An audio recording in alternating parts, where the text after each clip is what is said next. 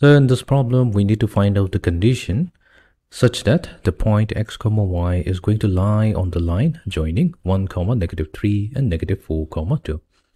Meaning that these 3 points, let's say we have the point A given by 1 comma -3, and then we have another point B with coordinate -4 comma 2.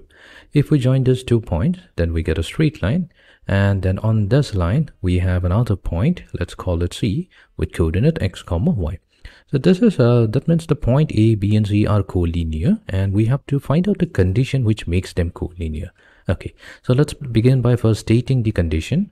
Let us suppose that we have 3 points, x1, y1, x2, y2 and x3, y3, and they are collinear.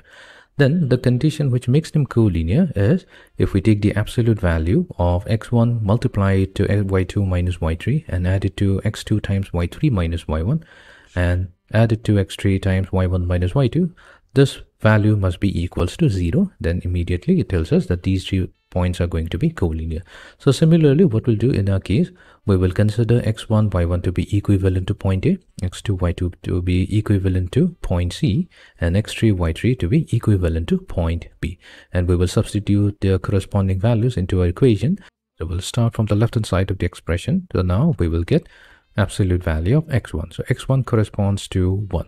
This will be multiplied to y2 minus y3. So here y2 is y. So y minus y3. So y3 is 2. So 1 times y minus 2. This will be added to x2. So x2 is simply x. And multiplied to is y3 minus y1. So here y3 is 2.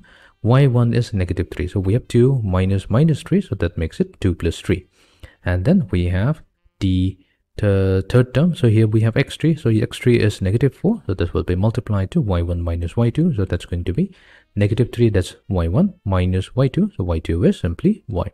Fine. This will be equals to 0. So that's simplified this. So we get y minus 2 plus 3 plus 2 is 5. So we get 5x.